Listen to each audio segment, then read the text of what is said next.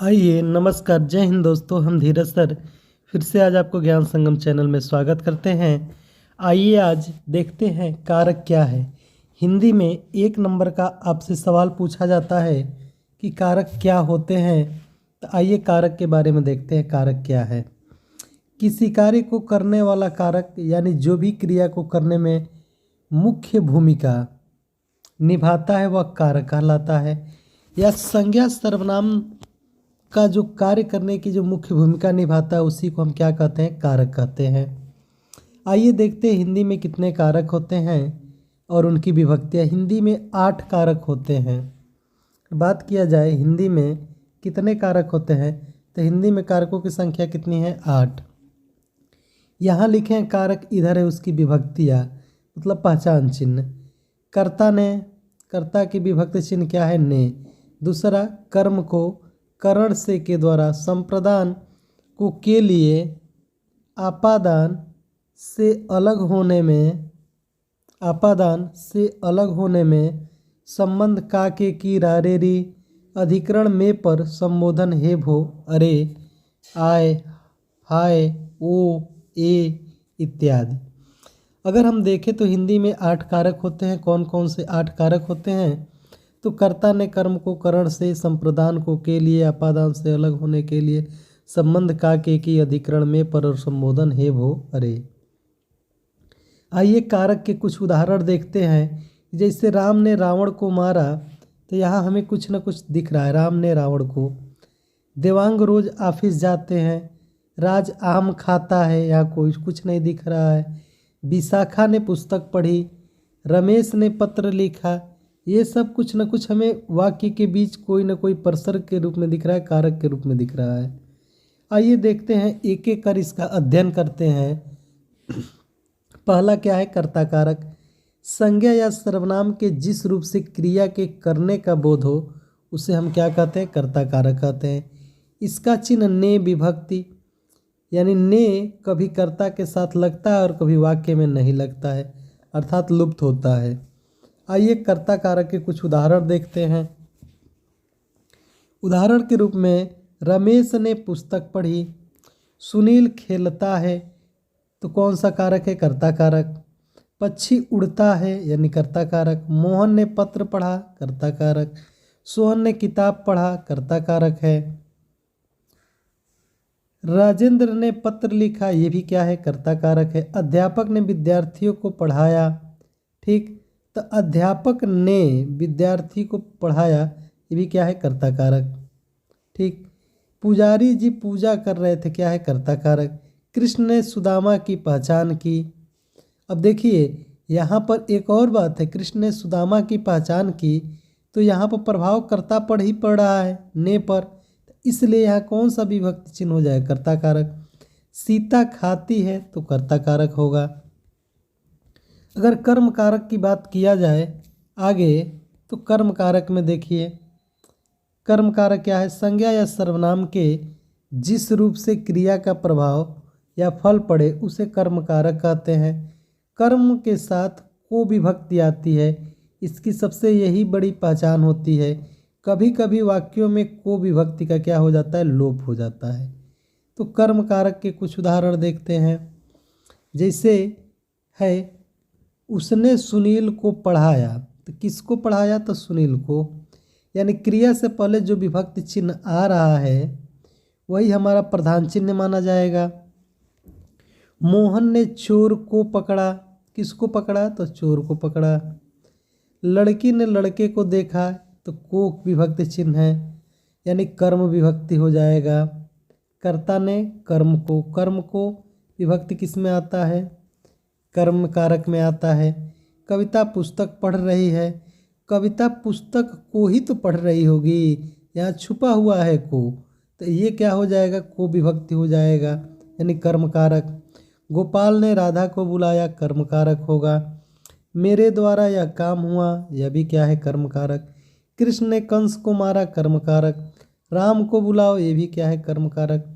बड़ों को सम्मान दो, कर्म कारक। माँ बच्चों को सुला रही है, ये क्या है, कर्म कारक। उसने पत्र लिखा, अब यहाँ देखिएगा, उसने पत्र लिखा, उसने पत्र को लिखा, मुकुल को कसौली घूमना था, तो मुकुल को कहाँ घूमना है, कसौली घूमना है। तो ये क्या है, कर्म कारक के उदाहरण हैं। आगे हम देखेंगे करण कारक। करण कारक किसे कहते हैं कि जिस साधन से अथवा जिसके द्वारा क्रिया पूरी की जाती है उस संज्ञा के करण कारक कहते हैं। इसकी मुख्य पहचान से या द्वारा आता है। जैसे रहीम गेंद से खेलता है या गेंद के द्वारा खेलता है। आदमी चोर की लाठी द्वारा मारता है, आदमी चोर को लाठी द्वारा मारता है। ये क्या हो जाएगा, करण कारक। प्रशांत गाड़ी चलाता है, प्रशांत गाड़ी चलाता है, तो यहाँ क्या हो जाएगा, कर्म कारक, कर्म कारक। आगे हम देखेंगे संप्रदान कारक को के लिए, ठीक, जिसके लिए क्रिया की जाती है उसे संप्रदान कारक कहते हैं। इसमें कर्म कारक को भी प्रयुक्त होता है किंतु उसका अर्थ के लिए होता है। करण कारक के उदाहरण अब देखते हैं, संप्रदान कारक के उदाहरण। संप्रदान का अर्थ यहाँ पर होगा हमेशा को के लिए इस वाक्य में आता है। तो रवि, जैसे सुनील रवि के लिए गेंद लाता है, हम पढ़ने के लिए कहाँ गए, स्कूल जाते हैं, ठीक। माँ बच्चों को खिलौना देती है, ठीक। माँ बेटे के लिए सेब लाई। श्याम अमन ने श्याम को गाड़ी दी। मैं सूरज के लिए चाय बना रहा हूँ। मैं बाजार को जा रहा हूँ। भूखे के लिए रोटी लाओ। वो मेरे लिए उपहार लाए हैं। आगे है सोहन रमेश को पुस्तक देता है। तो यहाँ पर देख रहे हैं जब कोई वस्तु किसी को लिए हमेशा के लिए दे दी जाती है, पुस्तक देता है तो हमेशा के लिए दे दिया है, ठीक। तो इसका मतलब मोहन के लिए पढ़ने के लिए बच्चों को, ये क्या है, ये सब संप्रदान कारक के उदाहरण है। आगे देखेंगे अपादान कारक। अपादान का अर्थ होता है अलग होना। जिस संज्ञा अथवा सर्वनाम से किसी वस्तु का अलग होना मालूम चलता है उसे क्या कहते हैं, अपादान कारक कहते हैं। करण कारक की तरह अपादान कारक में भी क्या आता है, से विभक्ति आता है, परंतु करण कारक में इसका अर्थ सहायता होता है, यानी अपादान में इसका अर्थ होता है अलग होना। अब देखिए, अपादान से अलग होना करण से के द्वारा होता है, लेकिन वहाँ क्या होता है, वहाँ मिलने की बात आएगी, इसे यहाँ पर दूर जाने की बात आएगी। अपादान यानी अलग हो जाने की। जैसे हिमालय से गंगा निकलती है, चूहा बिल से निकल गया, अलगाव हो गया। वृक्ष से पत्ता गिरता है, ये भी क्या है, अलगाव का बोध करा रहा है। राहुल के हाथ से फल गिरता है, अलगाव का बोध करा रहा है। गंगा हिमालय से निकलती है, अलगाव का बोध। लड़का छत से कूद पड़ा या गिरा है। पेड़ से पत्ता गिरे हैं। आगे है आसमान से बूंदें गिरी हैं, सब अलगाव हो रहा है। वह सांप से डरता है। दूल्हा घोड़े से गिर पड़ा। चूहा बिल से बाहर आया। ये सभी क्या है, सभी ये किसके उदाहरण हैं, अपादान अर्थात से अलगाव का बोध करा रहे हैं। आगे देखिएगा, संबंध कारक। संज्ञा अथवा सर्वनाम के जिस रूप से एक वस्तु या का संबंध दूसरी वस्तु से किया जाए तो वहाँ संबंध कारक होता है। इसकी मुख्य पहचान का के की आता है वाक्य में। वह राहुल की किताब मेज पर है। रामू के घर मेहमान आए हैं। सुनीता का घर क्या है, दूर है। तो यह क्या है, संबंध कारक है। अधिकरण का अर्थ होता है में पर। संज्ञा के जिस रूप से क्रिया के आधार का बोध होता है उसे अधिकरण कारक कहते हैं। इसकी मुख्य पहचान में पर होती है। अधिकरण के उदाहरण के माँ, घर पर माँ है या घर में माँ है। घोंसले में चिड़िया है। राजू कमरे में बैठा है। तो जहाँ में विभक्ति आ रही है वहाँ क्या होता है, अधिकरण। कहा जाए मेज पर सेब है। में और पर किस में आता है, मेज पर क्या है, सेब है। तो में यहाँ पे में और पर किस में आता है, अधिकरण कारक में आते हैं। अब की आगे है सड़क पर गाड़ी है, ये भी अधिकरण में पर का बोध करा रहा है। संबोधन का मतलब होता है हे भो अरे आता है। संज्ञा या सर्वनाम के जिस रूप से किसी के पुकारने या सावधान करने का बोध हो उसे संबोधन कारक कहते हैं। इसका संबंध न क्रिया से और न किसी दूसरे शब्दों से होता है। यह वाक्य से अलग रहता है। इसका कोई कारक चिन्ह भी नहीं होता है। संबोधन के उदाहरण देखिए। जिसे बोला जाए खबरदार, खबरदार, रीना को मत मारो, रमा, देखो कैसा सुंदर दृश्य है, लड़के जरा इधर आओ। आप कहते हैं ना उफ कितनी गर्मी है या कितनी ठंडी है, कितनी ठंडी है। कहते हैं अरे ये क्या हो गया, ये क्या हो गया। ये सब किस में आएंगे? संबोधन में आएंगे। आगे हम देखते हैं करण और अपादान में क्या अंतर है। करण और अपादान दोनों ही कारकों में से चिन्ह प्रयोग होता है। करण में भी से आता है, अपादान में भी से, परंतु अर्थ के आधार पर दोनों क्या होते हैं, दोनों में अंतर होता है। करण कारक में जहाँ पर से का प्रयोग साधन के लिए होता है, वहीं अपादान कारक में इसका से का अर्थ अलगाव यानी अलग होने के लिए किया जाता है। कर्ता कार्य करने के लिए जिस साधन का प्रयोग करता है उसे करण कारक कहते हैं। लेकिन अपादान में अलगाव या दूर जाने का क्या होता है, भाव होता है। आप इसको कहीं लिख लीजिए, ये नोट कर लेंगे, ये किताब में मिलेगा नहीं आपको। ये बेहतर से बेहतर कंटेंट आपको दिया जा रहा है कि आप इसी के बदौलत घर पर अपना रिवीजन करिए।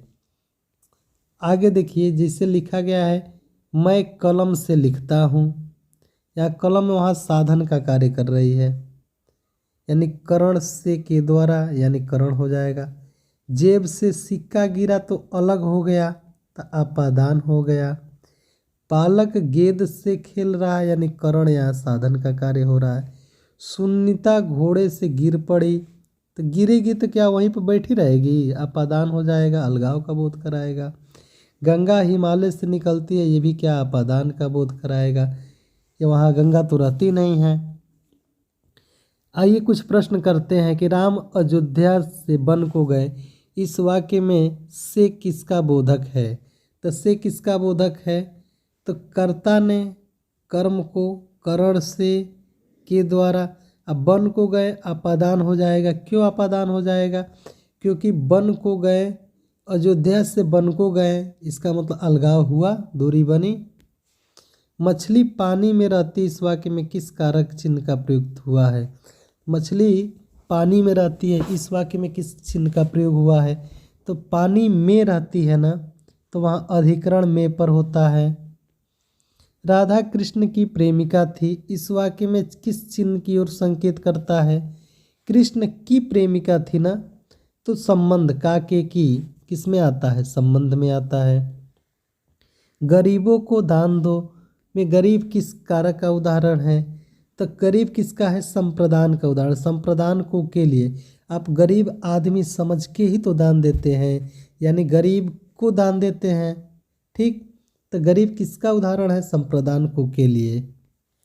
बालक छुरी से खेलता है या चाकू से खेलता है, तो छुरी किस कारक की ओर संकेत करता है, तो यहाँ करण, यहाँ साधन का कार्य हो रहा है, साधन का कार्य कर रहा है, तो क्या हो जाएगा, करण कारक हो जाएगा। संप्रदान कारक का चिन्ह किस वाक्य में प्रयुक्त हुआ है, वह फूलों को बेचता नहीं, यहाँ कर्ता ने कर्म को हो जाएगा, यह नहीं होगा। उसने ब्राह्मण को बहुत सताया था, ये भी नहीं होगा। प्यासे को पानी देना चाहिए, तो संप्रदान को के लिए प्यासे आदमी के लिए आप पानी दे रहे हैं, ऑप्शन नंबर क्या हो जाएगा, सी इज राइट उत्तर। इन वाक्यों में किसमें करण कारक चिन्ह प्रयुक्त हुआ है, किसमें हुआ है, तो लड़की घर से निकलने लगी है, गलत, यहाँ तो अलगाव हो जाएगा। बच्चे पेंसिल से लिखते हैं, तो ये क्या है, एक साधन का कार्य कर रहा है, ऑप्शन नंबर बी क्या होगा, सही होगा। पहाड़ से नदियाँ निकलती है, तो यह अलगाव का बोध करा देगा। आगे हम देखें किस वाक्य में कर्म कारक चिन्ह आया है। मोहन को खाने दो, पिता ने पुत्र को बुलाया, सेठ ने नंगे को वस्त्र दिए, तो किसमें कर्म कारक का प्रयोग हुआ है? तो पिता को खाना दो हुआ है, गलत है। कर्ता ने कर्म को, ठीक। पिता ने पुत्र को बुलाया, तो यहाँ क्या हो जा रहा है?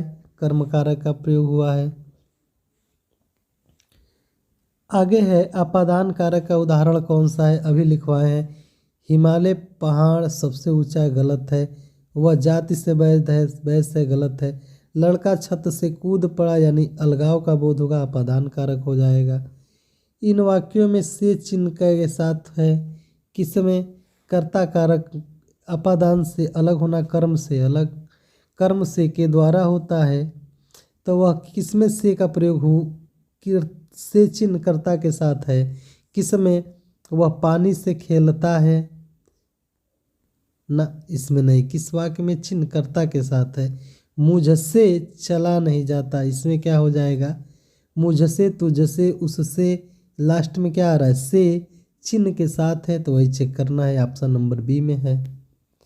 पेड़ से कई आम गिरे, यानी अलगाव का बोध करा रहा है, यानी अपादान का। पेड़ से पत्ता गिरता है, आदमी बस से उतर गया, वह छत से कूद पड़ा, यह सब किसका उदाहरण हो जाएगा?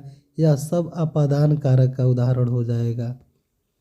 आगे कुछ भरने के लिए वाक्य रखे हैं, जरा इसको आप थोड़ा ध्यान से देखिएगा, इन वाक्यों को उत्तर दीजिएगा।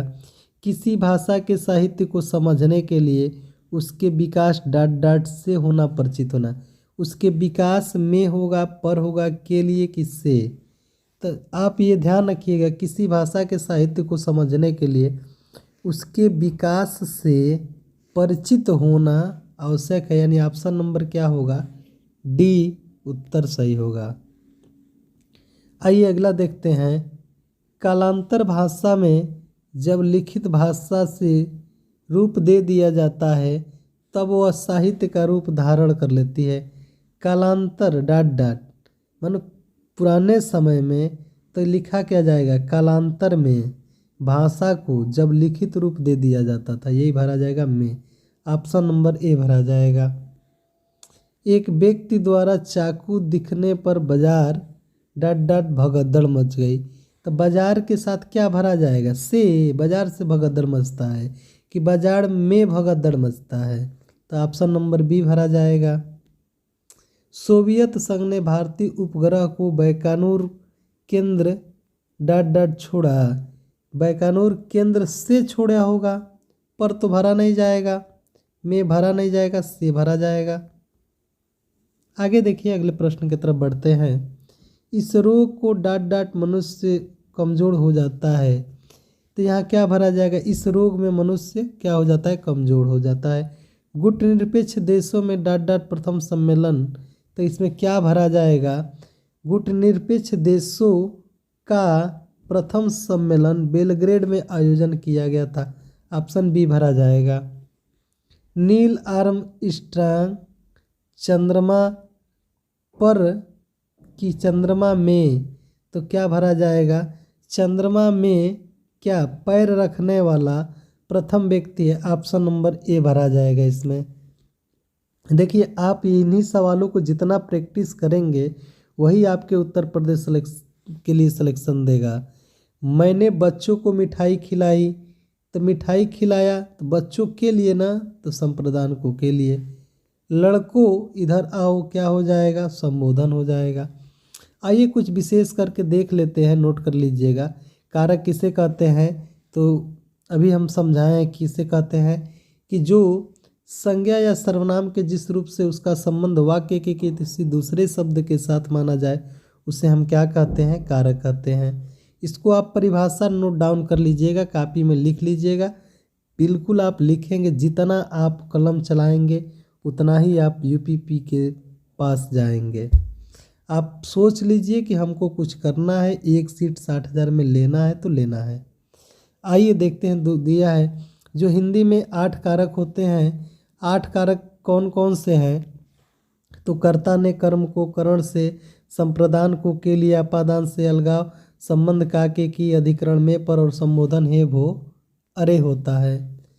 कारक और विभक्तियों का उदाहरण देखें। संज्ञा सर्वनाम के जिस रूप से वाक्य के अन्य शब्दों के साथ उनका संज्ञा या सर्वनाम के संबंध सूचित हो उस रूप को हम क्या कहते हैं, कारक कहते हैं।